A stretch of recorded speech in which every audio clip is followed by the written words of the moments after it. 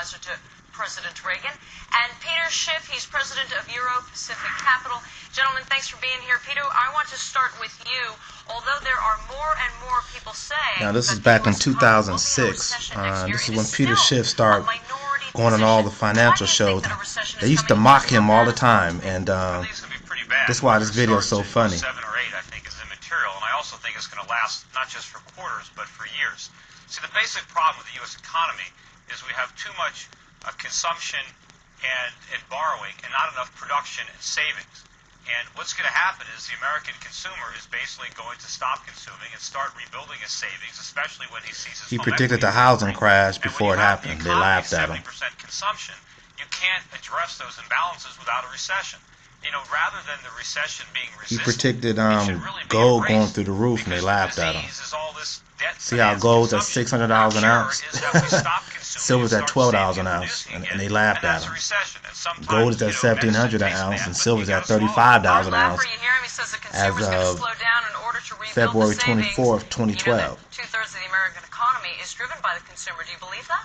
Look at oil at $70 a barrel back then, 2006. You know, what he's saying is that savings is way down in this country, but wealth has risen dramatically.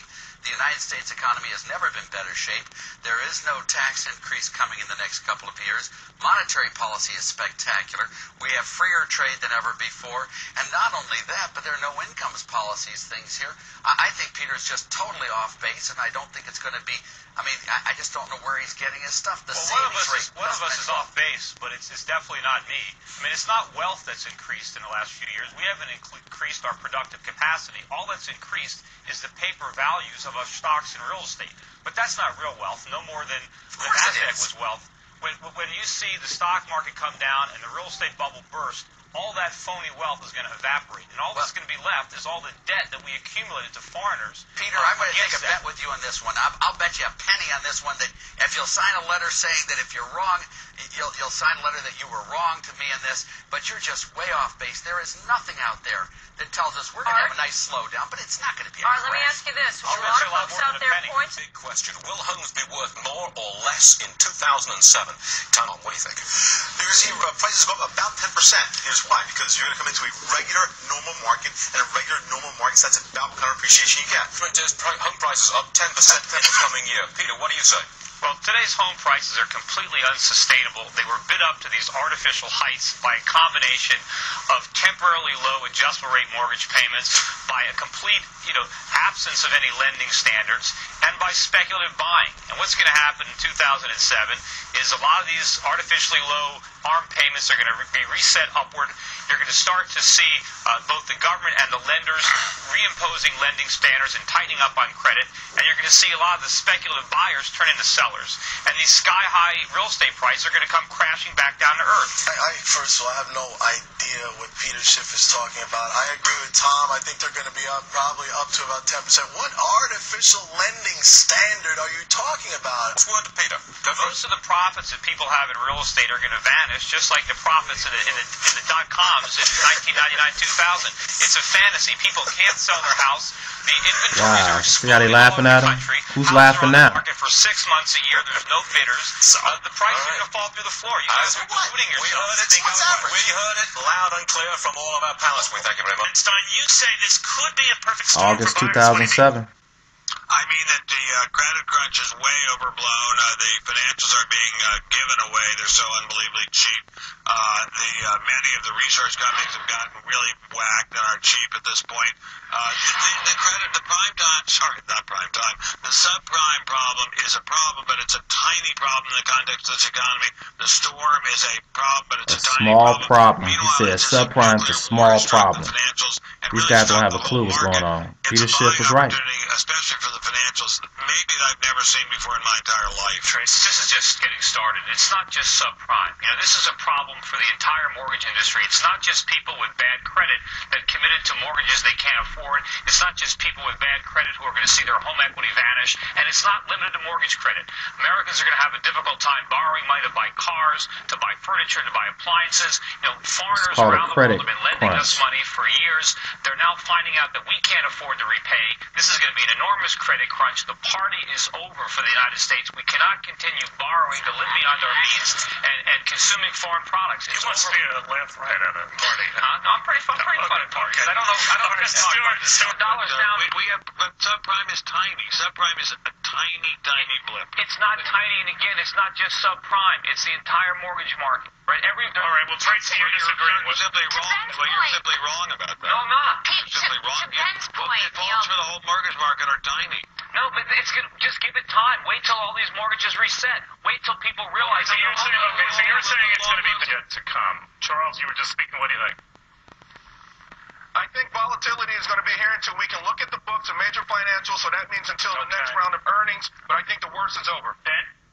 Wow. Well, I think stocks will be a heck of a lot higher a year from now than they are now. Tracy? yeah, but we have more volatility to go, at least through September. Stuart, the big banks, the central banks still have plenty of big guns to fire. They'll fire them when necessary. The worst is over. Peter, you want to get The worst has just The begun. worst is yet to come. The In fundamentals are not 2012, sound. They're awful. we're If still in the middle of this mess. we wouldn't be having these problems. All right, fair enough. Hey, you get to buy blue chip stocks at discount prices, but our pros say you can do that right now. It's time to get more for your money.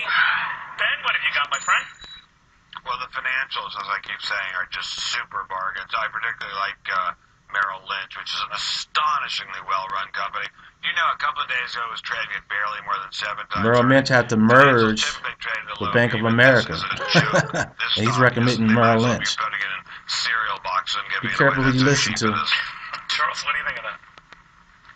Yeah, I like the financials too. Merrill isn't my top pick in the group. I think Bear is probably the cheapest, although the riskiest, and some of the others are better. But, you know, the financials are a great place, absolutely. So what do you do, Charles? I, again, like Ben, like the financials. I like Goldman Sachs. It's like getting Dolce & Gabbana on sale. This is the creme de la creme of Wall Street. Well, she got that right. Goldman Sachs. It's still up substantially year over year. It is down, and it's probably actually going to go further, and I think that people should start nibbling at this thing. Peter, what do you think of that? Look, stay away from the financials. They're toxic. They're not cheap. They're expensive. Even Goldman Sachs stock has tanked in 2012. You think they're at low PEs. They have no earnings. Their earnings are going to disappear. I remember a year ago. Their earnings are huge. Ben, last year when people were talking about last year when people were recommending home builders and they were talking about they're at 5 or 6 times earnings, I said those earnings are fantasy. They're not going to be here. Fantasy about that. No, I'm talking. No, there's a lot of losses coming up in the future. These financials are going to get hit, and they're going to get hit hard. Don't believe what these forecasts are for future. No, it's not. They're going lower. All right, Peter, I wish we had more time with you. I know you want to continue that expose on Santa Claus. Peter, you agree with that? Well, I think it's going to be an issue, but I think the economy in general is going to be a bigger issue. I think certainly by November, it'll be obvious to just about everybody that we're in a pretty severe recession. I think a lot of the voters already know that, because some of the people here in Wall Street haven't figured it out yet. But I think that the recession, the economy in general, is going to be a much bigger issue. And unfortunately, I think, it's not tax cuts that we need. We really need a lot of spending cuts. The government has to cut spending, because if they cut taxes and then just print the difference, what we get is inflation instead. So we have a little bit more money in our paychecks, but we have to pay a lot more for food, we have to pay a lot more for energy, and of course eventually we're going to see a big increase in interest rates as a result of all this inflation. Right, Charles, the crystal ball. Well, if it's between boom and bust, I'll go with boom. I know the first half of the year is going to be tough. There's no doubt about it. But I think by the second half of the year, all these interest rate cuts will work their way through the system. Obviously, I think the housing market will be a lot better than it's been 2007. The auto market, jobs, unemployment about 4.7%. And I think, Peter, inflation is going to be held in check. Unemployment at 4%. Washington Mutual, and I'll add the Wow. caveat up front. This is a high-risk play, right? We're catching a falling knife. Kidding. Yeah, Well, I think in general people should stay away from he's stocks. recommending Washington Mutual Bank. They had to merge with Citibank. I mean, gold has been doing incredibly well. As I mentioned earlier, it was up 33% last year. I think gold's going to go over $1,000 an ounce next year. I think U.S. stocks... It's at 1,700 in 2012. The Dow's going to go to 16,000, but the big winner will be NASDAQ, so I think everyone should have some exposure to the The NASDAQ. Dow might hit 16,000 one day, but Absolutely. it's not going to be worth nothing. Just big losses. And I think what's going to happen now is we're going to see the subprime type loss scenario unfolding in other asset classes, such as bonds backed by auto loans, credit card debt, and that's really going to pull the rug out from under the consumer. When not only can he borrow money to buy a house, but he can't borrow money to buy a car. He can't use his credit card at a department store, because the people who hold all this debt and Wall Street securitize these bonds the same way they did with the subprime bonds, they're going to lose a lot of money, and it's going to be a bigger credit All right. Well,